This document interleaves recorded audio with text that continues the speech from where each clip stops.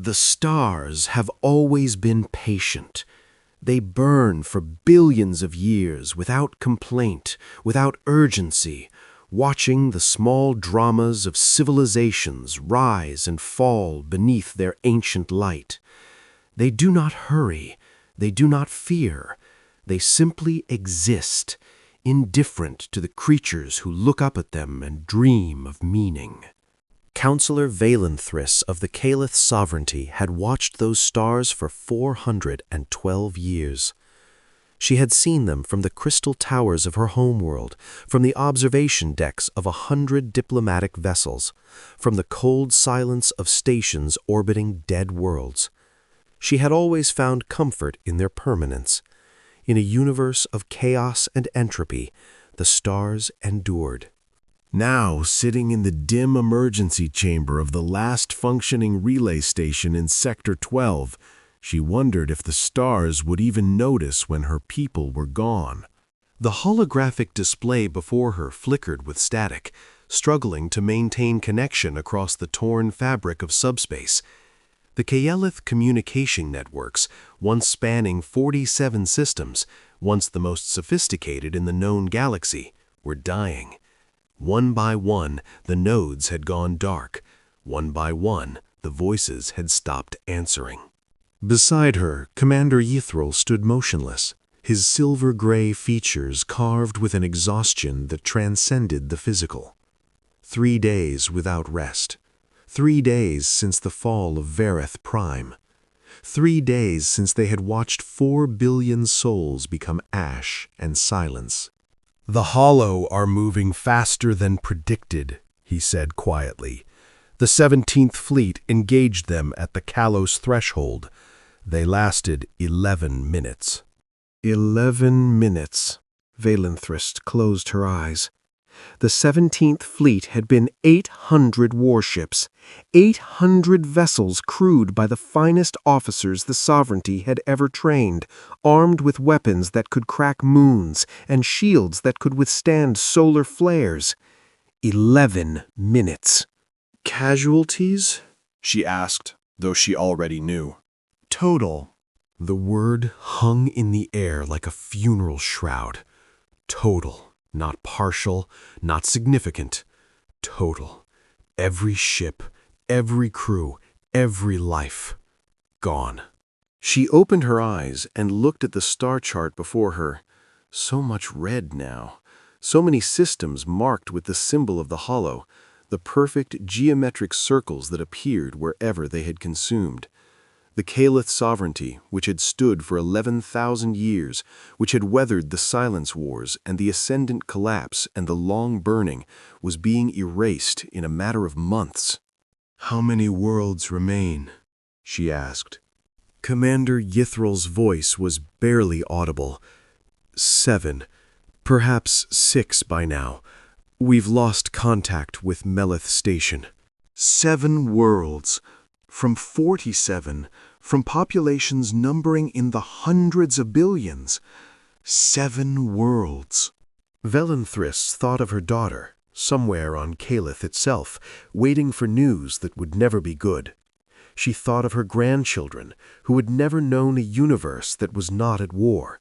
She thought of all the promises she had made across 4 centuries of diplomatic service, promises of peace, of protection, of a future worth believing in. All of them lies. All of them dust. "There is one option we have not considered," Commander Yithril said slowly, as if the words themselves were dangerous. Valenthris looked at him. In his ancient eyes, she saw something she had never seen before. Desperation. The Caliph did not allow themselves desperation. It was considered a failure of discipline, a surrender to chaos. But discipline had not stopped the Hollow. Pride had not stopped the Hollow. Nothing had stopped the Hollow. "Say it," she whispered. "The humans." The silence that followed was absolute. Even the static seemed to pause.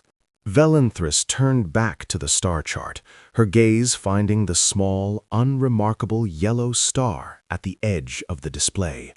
Sol, the human homeworld. She had been there once, 300 years ago during the first contact protocols.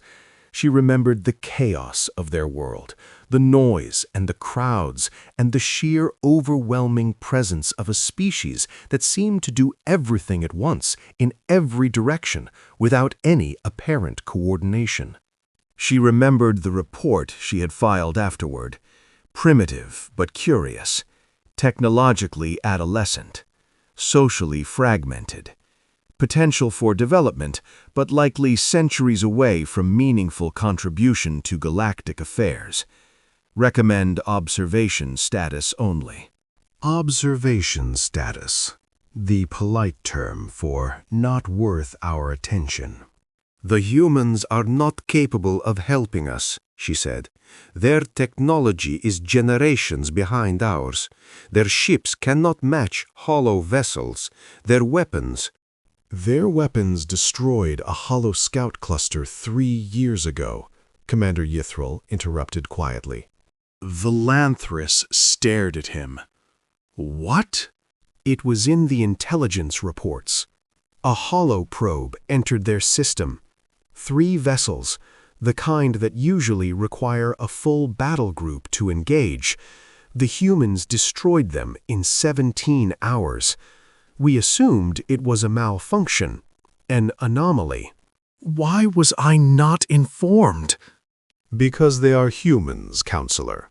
We do not inform the Council about the activities of primitives. The bitterness in his voice was unmistakable. How many other reports had been dismissed? How many other warnings had been filed away because they came from species that Caliph considered beneath their attention? Velanthus looked at the star chart again. Sol was far from the hollow advance, far enough that the humans might not even know what was happening, far enough that they might not care.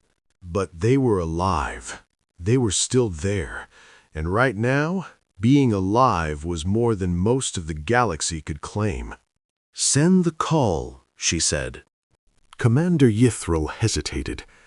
Counselor, if we ask them for help, if we acknowledge that we need them, the sovereignty's position in the galactic order. There is no galactic order, Velanthus said sharply. There is no sovereignty, not anymore. There is only survival, and we have run out of options that preserve our pride. Send the call. Tell them what is happening. Tell them we are asking. She paused, the words catching in her throat. Tell them we are begging for their help. The transmission was sent, and then they waited. The human station was not what Velanthus had expected. She had anticipated something crude, functional perhaps, but lacking the elegance of Caliph architecture, the flowing lines and crystal spires that spoke of a civilization refined by millennia of advancement. Instead, the station called Armstrong's Rest was simply practical. Gray corridors with clear signage, efficient lighting that adjusted automatically to movement, doors that opened smoothly and closed without ceremony. It was clean, it was quiet, it was utterly unremarkable. And that, somehow, made it more unsettling than any display of primitive chaos would have been. The human who met them at the docking bay was a woman named Commander Sarah Chen. She was small by Caliph standards, most humans were, with dark hair pulled back from a face that revealed nothing. Her uniform was simple gray, unadorned except for small insignia at the collar that Velanthus could not interpret. "Counselor Velanthus," she said, her voice calm and measured. "Welcome to Armstrong's Rest. I understand you've traveled a long way under difficult circumstances." Velanthus studied her. The human's eyes were dark and still, like deep water. There was no fear in them, no excitement, no curiosity. Just attention. Complete, focused attention. Thank you for receiving us, Velanthus replied, falling back on diplomatic training that felt hollow now.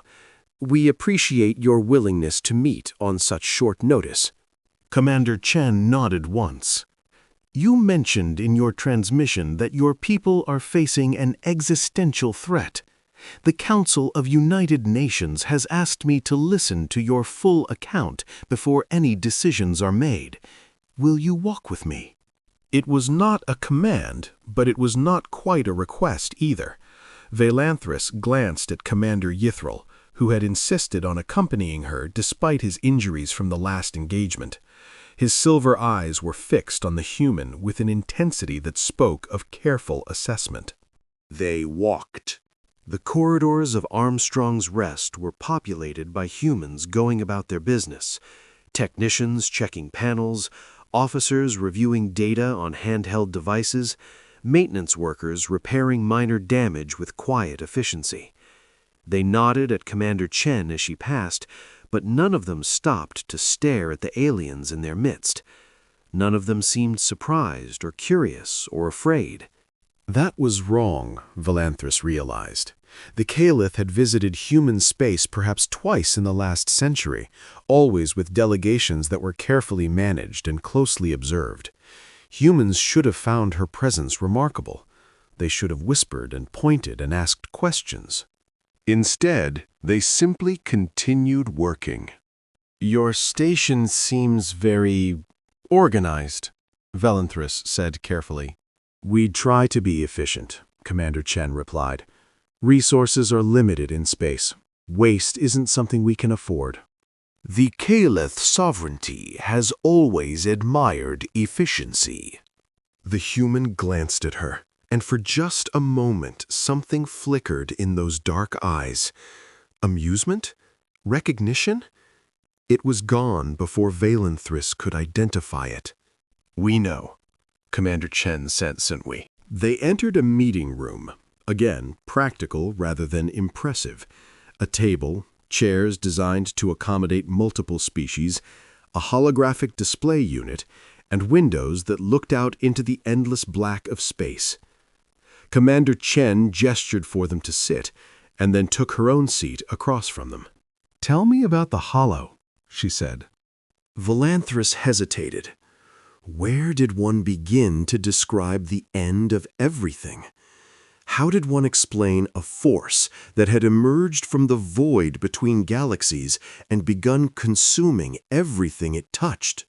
We do not know what they are, she admitted. They appeared 7 months ago at the edge of sovereignty space. At first we believed they were a new species seeking contact. We sent diplomatic vessels. She paused. We never heard from those vessels again. Commander Chen listened without expression. They do not communicate, Velanthus continued. They do not negotiate. They do not conquer in any way we understand. They simply consume worlds, stations, ships, people. Everything they touch is broken down and absorbed. We have tried every weapon in our arsenal. We have sacrificed fleets. We have... Her voice cracked slightly. We have lost 40 systems, hundreds of billions of lives, and they do not slow, they do not stop.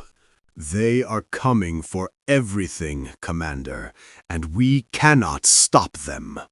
The room was silent. Commander Chen's gaze remained fixed on Velanthus, unblinking. You said in your transmission that you were asking for help, she said quietly. What kind of help do you believe we can provide? It was a fair question. A painful question. Velanthus had asked herself the same thing 100 times during the journey here. I don't know, she admitted. 3 years ago, your people destroyed a holo scouting party that entered your system. We do not understand how. We do not understand why your weapons succeeded where ours failed. But you are the only species we know of that has ever damaged them. She leaned forward. Commander, I am not here because I believe you can save us. I am here because you are the only hope we have left, however small. I am here because my people are dying, and I would rather beg for help from primitives than watch the last of us burn in silence." The word hung in the air between them. Primitives. Volanthus had not meant to say it.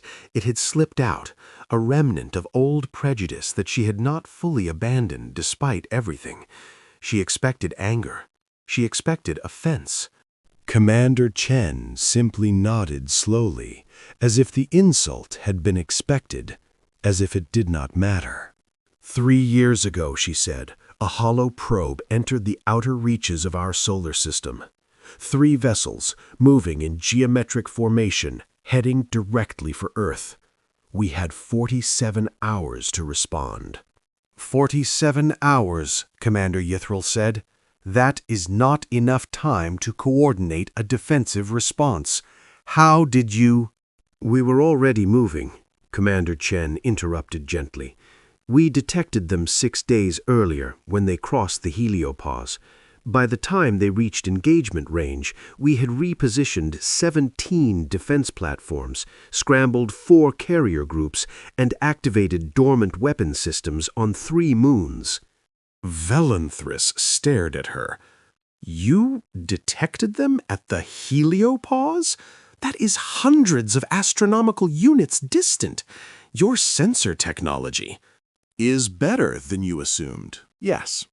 Commander Chen's voice remained calm, but there was something beneath it now.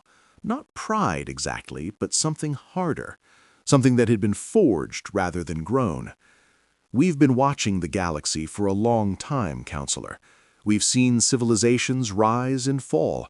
We've studied the Caleth sovereignty, the Ascendant remnants, the Void Singers, the Crystal Mines. We've observed your wars, your treaties, your technologies. We've learned what works and what doesn't." "But you never—" Volanthus struggled to process this. "You never made contact. You never participated in galactic affairs. You remained isolated." "Yes. Why?" Commander Chen was quiet for a long moment. When she spoke again, her voice was softer, almost gentle. "Counselor, do you know how many extinction-level events humanity has survived?" The question seemed absurd. The Caliph had studied human history, their brief, chaotic, blood-soaked history. They had cataloged the wars, the famines, the diseases, the environmental collapses. They had concluded that humans were a species perpetually on the edge of self-destruction, saved only by luck and stubbornness. "Several," Volanthus said. "Your species has demonstrated a remarkable, if somewhat irrational, capacity for survival." 73, Commander Chen said. "By our count, 73 events that should have ended our species. Ice ages, supervolcanic eruptions, asteroid impacts, pandemics, nuclear standoffs, climate collapse, artificial intelligence rebellions, biological warfare. 73 times the universe tried to kill us. 73 times we refused to die." She leaned forward, and for the first time Volanthus saw something burning in those dark eyes.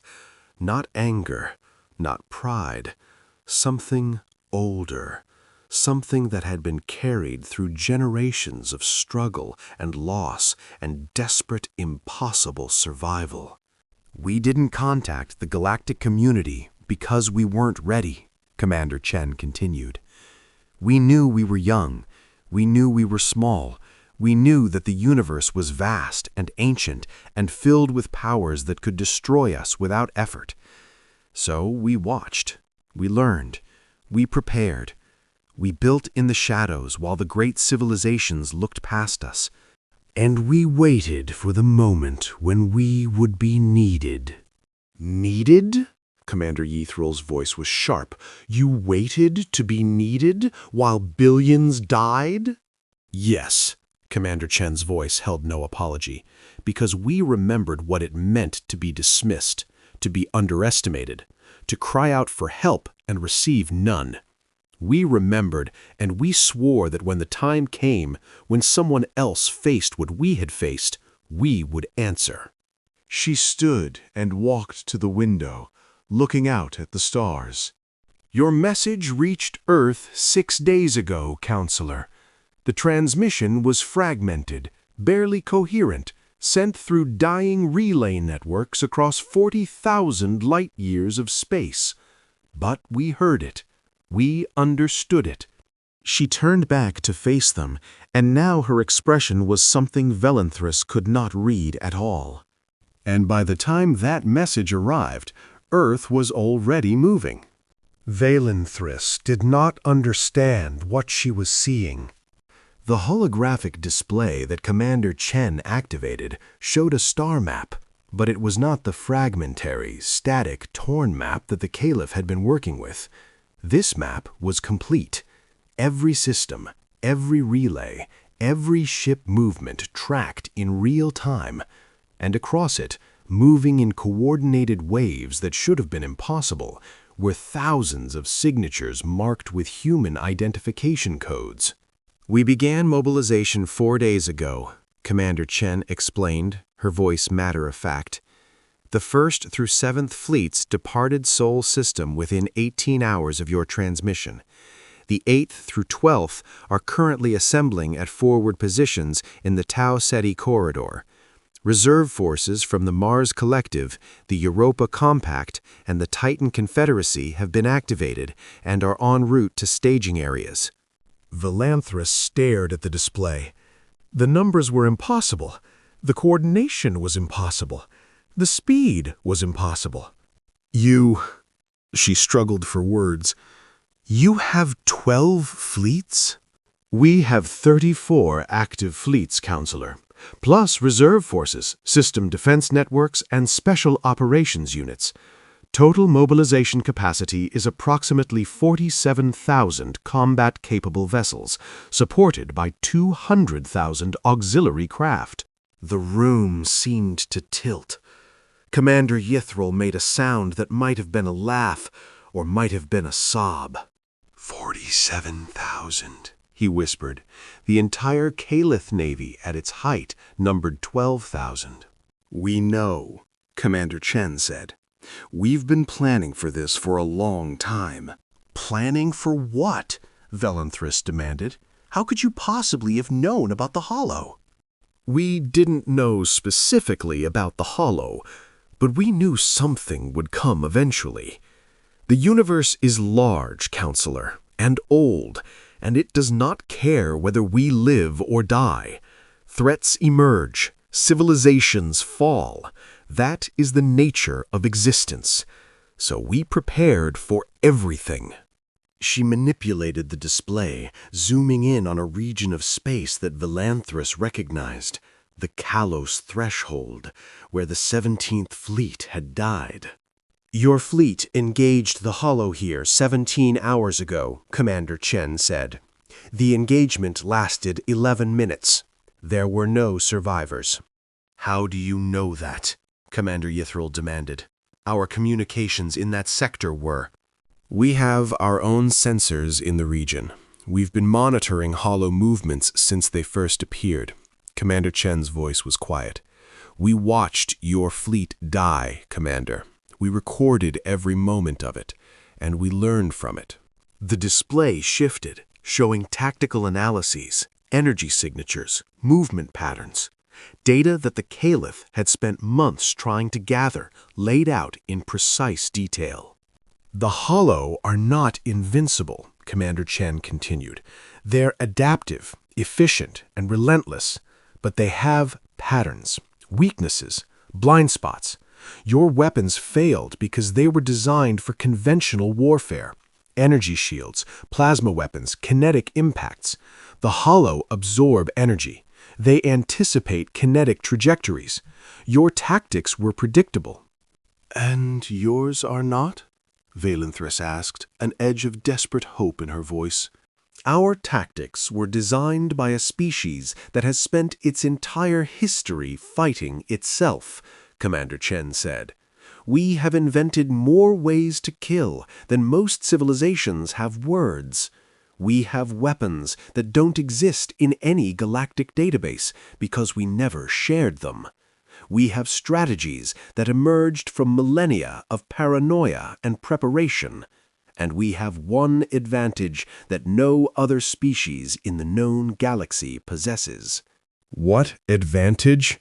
Commander Chen smiled, and it was not a comforting expression. We're very, very angry. Over the next 3 days, Valanthus learned what human mobilization actually looked like. It was not like anything she had ever witnessed. The Caliph approach to war was elegant, deliberate, and ancient. Fleets assembled according to traditions that had been refined over thousands of years, moving in formations that were considered mathematically perfect. Decisions passed through chains of command that valued consensus and proper procedure. Wars were conducted with honor, with rules, with an understanding that both sides would eventually need to coexist. The humans had no such traditions. Valanthus watched as ships that should have taken weeks to move crossed vast distances in days. She saw supply chains that operated with frightening efficiency, materials flowing from industrial centers scattered across dozens of star systems to assembly points that hadn't existed a week ago.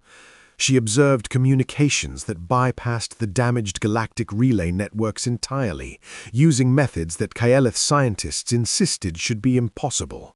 How? She asked Commander Chen, after watching a fleet of 2,000 vessels complete a coordinated jump that should have required months of calculation. How are you doing this? Practice, Commander Chen said simply, and preparation. We've been running war games for centuries, Counselor. We've simulated every scenario we could imagine, including scenarios involving enemies that could consume entire civilizations. When the Hollow appeared, we didn't have to invent a response. We just activated plans that had been waiting. For how long? The first deep space defense protocols were drafted 217 years ago, before we had achieved practical interstellar travel. They've been updated continuously since then. Every generation adds to them. Every advancement in technology is incorporated. Every lesson from every conflict is analyzed and integrated. 217 years. The Caliph had dismissed humanity as irrelevant for longer than that. And all that time, in the shadows, in silence, the humans had been building. Waiting. Valanthus found herself in the observation lounge of Armstrong's Rest, staring out at the darkness, when a human approached her. He was older than Commander Chen, his hair gray, his face lined with the kind of weariness that came from carrying weight for a very long time. His uniform marked him as an admiral, though she had not been introduced to him. Counselor Valanthus, he said, his voice deep and quiet. I'm Admiral Marcus Webb. May I join you? She gestured to the seat beside her, too tired to stand on protocol. The Admiral settled into the chair with the careful movements of someone whose body had seen hard use. For a long moment, he simply looked out at the stars with her. You're wondering if we're real, he said finally. If this is actually happening, or if it's some kind of elaborate deception. I can see it in your eyes, the disbelief, the fear that you've placed your last hope in something that will turn out to be an illusion. Valanthus did not deny it. Your species was classified as primitive, as technologically inferior, as socially fragmented and incapable of unified action. Everything I was taught, everything my people believed, was true, Admiral Webb interrupted gently. At the time. She looked at him sharply. When your people first visited Earth 300 years ago, we were exactly what you saw. Divided, struggling, fighting each other over resources and ideologies and ancient grudges. Your assessment was accurate. He paused. But you made the mistake of assuming that what we were was all we could ever be. And what are you now? Admiral Webb was silent for a long moment. When he spoke, his voice was heavy with something that might have been sorrow. We are what the universe made us, he said. We are the survivors of 73 apocalypses. We're the children of ice ages and plague years and nuclear winters. We are the descendants of people who buried their dead and then kept walking, who watched their worlds burn and then rebuilt, who lost everything again and again and never stopped fighting. He turned to look at her directly. We are not primitives, counselor. We are something else entirely. We are what happens when a species refuses to die. Velanthris felt something shifting inside her, some old certainty crumbling, replaced by something she could not name. "Why did you hide?" she asked. "Why let the galaxy believe you were weak?" Because we remembered what happened to the last species that announced its power before it was ready, Admiral Webb replied. The Ascendant tried to conquer the galaxy before they could defend themselves. They were destroyed. The Void Singers revealed their technology too early and were exploited by those who feared them. They were scattered. We learned from their mistakes. We knew that the universe punishes hubris and rewards patience. So we were patient. And now? Now the time for patience is over. He stood slowly, his joints protesting. The Hollow will reach the Kalos threshold in approximately 16 hours. Our first fleet will be waiting for them. I thought you might want to watch. Watch? Admiral Webb smiled, and for the first time, Velanthris saw something fierce in his weathered face, something that had been banked like coals, waiting for the moment to blaze. Watch humanity answer the call.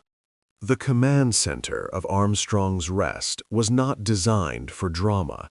It was a functional space, filled with workstations and displays, and officers moving with quiet purpose. But as Velanthris entered with Commander Yithril, she could feel something electric in the air, a tension that had nothing to do with fear and everything to do with anticipation. The main display showed the Kalos threshold, the same region of space where the 17th Fleet had died. The Hollow were visible now, their geometric formations advancing inexorably toward the remaining Kaleth systems. Behind them was a trail of consumed worlds, dark spots on the map where life had once flourished.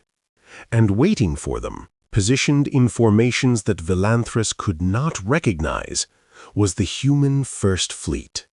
2,000 vessels, Commander Yithril breathed, against a force that destroyed 800 in 11 minutes. Different vessels, Commander Chen replied, standing beside them. Different weapons, different tactics, different species. On the display, the hollow formations shifted, detecting the human presence. They moved with the terrifying precision that Velanthris had come to dread. Perfect geometric adjustments, perfectly synchronized. They did not hesitate or probe or negotiate. They simply advanced. First Fleet, this is Armstrong's Rest Actual. Admiral Webb's voice came through the speakers, calm and measured. You are authorized to engage. Show them what humanity remembers. For a moment, nothing happened. The human ships held their positions, letting the Hollow close the distance. Velanthris felt her hearts racing. This was wrong. They should be maneuvering, spreading out, trying to create angles of attack. They should be... Then the human fleet moved. It was not like any naval maneuver Velanthris had ever seen. There was no elegant formation shifting, no traditional approach pattern. The human ships simply scattered. They broke apart in what seemed like complete chaos, individual vessels spinning off in random directions, their movements utterly unpredictable. What are they doing? Commander Yethril demanded. "They're exposing themselves. They're breaking formation. This is—" The first weapons fired. They were not plasma bolts or energy beams or any technology that Valanthris recognized.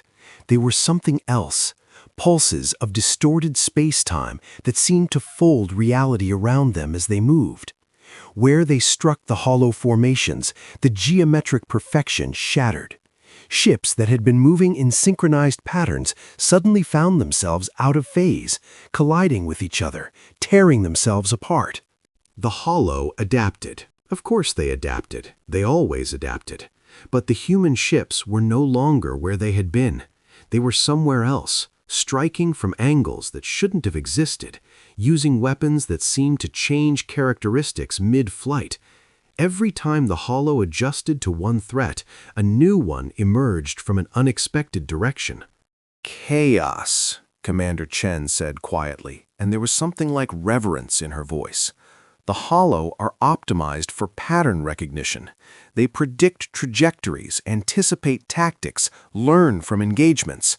So we don't give them patterns. We give them chaos, randomized attack vectors, weapons that modify themselves unpredictably, pilots who have been trained to make decisions that even they can't predict. "That's impossible," Valanthris whispered. "You can't fight a war with chaos. You can't coordinate." "We're not coordinating. We're trusting. Every pilot in that fleet knows the objective: destroy the hollow. How they achieve it is up to them. No orders, no formations, no predictions. Just 8,000 humans making 8,000 individual decisions every second, united only by purpose." On the display, the hollow formation was fragmenting. For the first time in 7 months, Valanthris watched the perfect geometric patterns falter. Ships that had consumed civilizations were spinning out of control, torn apart by weapons that defied their predictive algorithms, outmaneuvered by enemies who refused to behave rationally. "This is what we are," Commander Shen said, and now her voice was hard. "We are the species that invented ambushes, that created guerrilla warfare, that developed strategies based on deception and misdirection and pure, irrational stubbornness. We don't fight the way you fight, Counselor. We don't fight the way anyone fights. We fight like humans, and nobody is prepared for that." The battle continued for 4 hours. 4 hours against an enemy that had destroyed the 17th Fleet in 11 minutes. 4 hours of chaos and violence and destruction on a scale that Valanthris could barely comprehend. Human ships died, of course they died. War always claimed lives. But for every human vessel that fell, dozens of hollow ships were torn apart. Their geometric perfection shattered by an enemy that refused to be predictable. When it was over, the Kalos threshold was filled with debris. The hollow advance had been stopped. More than that, it had been broken. The remnants of the hollow force were retreating, their formations in disarray, their inexorable march finally halted. Valanthris could not speak. Beside her, Commander Yethril was weeping silently, his silver face streaked with tears. "That's the First Fleet," Admiral Webb said, his voice carrying through the silent command center. 33 more are on the way. The war was not over. Valanthris knew that. The hollow were vast, far larger than the force they had been defeated at the Kalos threshold. There would be more battles, more losses, more sacrifices before this was finished. But for the first time in 7 months, she believed it could be finished. She found Commander Chen in a small observation room, looking out at the stars with an expression that Valanthris could not read. The human did not turn as the counselor approached, but she shifted slightly, making room. "You knew this was coming," Valanthris said quietly. "Not the hollow specifically, but something like them. You've been preparing for this your entire history." "Yes." "Why?" The galaxy dismissed you, ignored you. We called you primitives and left you to struggle alone. Why would you prepare to save us?" Commander Chen was silent for a long moment. When she spoke, her voice was softer than Valanthus had ever heard it. "Because we remembered what it felt like," she said, "to be small, to be afraid, to look up at the stars and know that something terrible was coming, and to have no one answer when we called for help. We remembered the ice ages, when our ancestors huddled in caves and watched the world freeze around them. We remembered the pandemics, when children died in their parents' arms and there was no cure, no hope, no salvation. We remembered the wars, when we tore ourselves apart and had to rebuild from the ashes again and again." She turned to face Valanthus, and the counselor saw something in those dark eyes that she had not recognized before. Not anger, not pride, something deeper, something that had been carried through generations of suffering and survival. "We remembered," Commander Chen said, "and we swore that no one else would ever have to face the darkness alone. Not if we could help it. Not if we could answer." Valanthus felt something break inside her, some last wall of pride and prejudice that had survived even the destruction of everything she had known. She had spent 400 years believing that the Caliph were the pinnacle of civilization, that their age and sophistication made them superior to younger species. She had looked down on humanity, dismissed them, forgotten them. And when her people were dying, when the stars themselves seemed to be going dark, the humans had answered. "Thank you," she whispered, and the words felt inadequate, pathetic, nothing compared to what they owed. "I don't know how to—" "You don't owe us anything," Commander Chen interrupted gently. "This is what we do. This is what we've always done. We survive, and we help others survive. That's the only thing that makes the suffering worth it." But the cost. Your people are dying out there. Your ships, your soldiers. Yes, they are. And they knew they would be when they volunteered. Commander Chan's voice was steady. Every human in that fleet made a choice. They chose to answer. They chose to fight. They chose to be the ones who stand between the darkness and everyone else. That's not a burden, counselor. That's a privilege. Valanthus looked out at the stars. Somewhere out there, human ships were dying to protect worlds they had never seen, species they had never met, civilizations that had dismissed them as irrelevant. Somewhere out there, humans were sacrificing everything for strangers who had never thought to ask if they were okay. "What happens now?" she asked. "Now we fight," Commander Chen said simply. "The 2nd through 7th fleets will engage the main hollow concentration in the Varith expanse within 48 hours. The 8th through 12th will secure the retreat corridors for your civilian populations. The 13th through 20th will establish defensive perimeters around your remaining worlds. And the rest—" she paused, and a small smile crossed her face. "The rest will hunt." "Hunt?" "The hollow came from somewhere, counselor. They have a source, a home, a beginning, and we're going to find it. We're going to trace them back to wherever they came from, and we're going to make sure they never threaten anyone again." There was something terrifying in her calm certainty. Valanthus had seen civilizations make grand pronouncements before, had heard species declare their intention to destroy threats and then fail, crushed by enemies they had underestimated. But this was different. This was not bravado or desperation. This was a statement of fact, delivered by a species that had learned never to make promises they could not keep. "How long?" Valanthus asked. "How long will the war last?"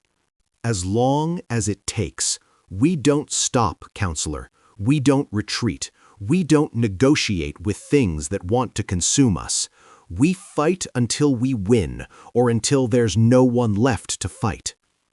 Commander Chen looked at her, and in her eyes was the weight of 73 apocalypses, 73 survivals, 73 refusals to die. "We've been doing this for a very long time. We're very, very good at it." The message reached Kyleth 3 weeks later.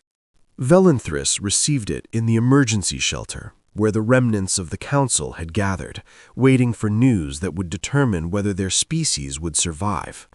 The human courier who delivered it was young, barely an adult by their standards, and bore the marks of combat on her uniform. She did not smile or celebrate. She simply handed over the data crystal and nodded once. "From the front," she said. "Admiral Webb asked me to deliver it personally." Velanthris activated the crystal, and a holographic display flickered to life. It showed a region of space she did not recognize, somewhere far beyond the edge of known territory, in the void between galaxies where nothing should exist. And there, visible in the enhanced sensors, was the source of the hollow. It was vast. A structure larger than any space station, larger than any ship, larger than most moons.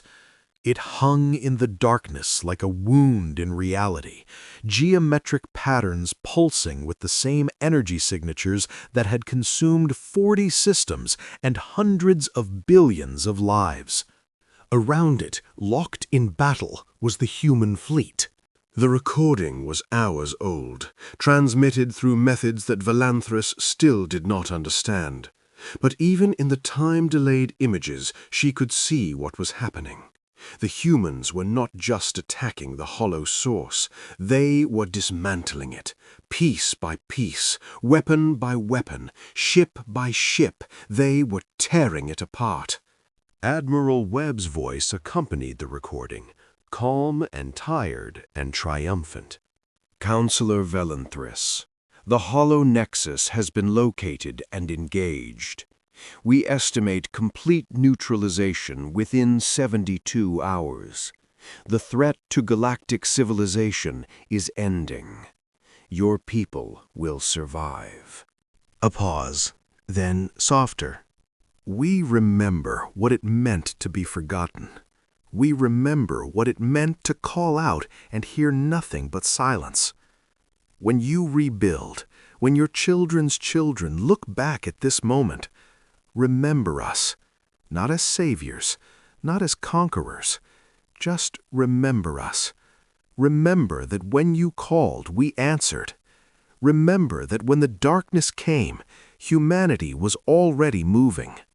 The recording ended.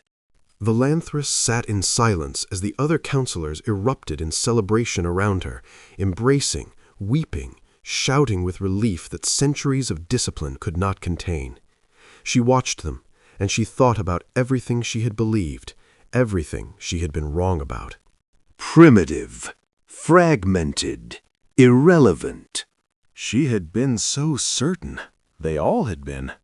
And while they had been certain, while they had been looking past the small yellow star at the edge of the galaxy, the humans had been watching, learning, preparing, building fleets that could darken the stars and weapons that could break reality itself, forging a species that had been tempered by struggle and loss and desperate survival into something that the universe had never seen before. Not conquerors, not saviors, something else. Something that remembered what it meant to be alone in the dark. Something that had sworn never to leave anyone else alone. Something that had been waiting, patient and silent and ready for the moment when the call came.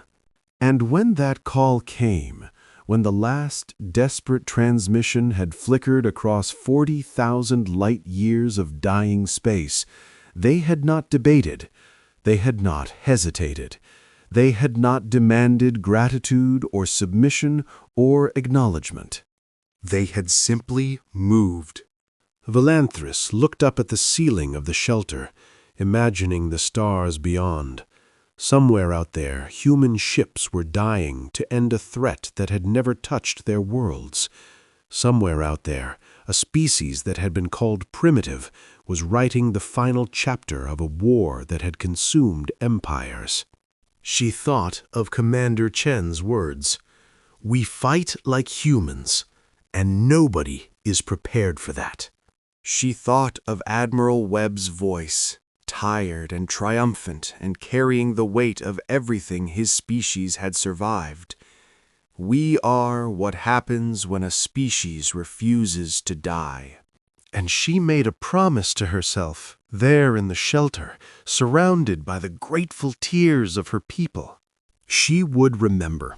She would make sure everyone remembered, not just the victory, not just the fleet numbers and the battle statistics and the tactical innovations. She would make sure they remembered the truth that had been hidden behind the quiet stations and the calm voices and the unremarkable gray uniforms. Humanity had been waiting. Humanity had been preparing, and when the galaxy's oldest civilization had sent one last call into the void, begging for help from anyone who might be listening, Earth was already moving. The stars have always been patient. They burn for billions of years without complaint, watching the small dramas of civilizations rise and fall. But in the long silence between the birth of galaxies and the death of suns, they witnessed something new that day, something unexpected, something that changed the nature of the darkness itself. They witnessed humanity answer, and the universe would never forget.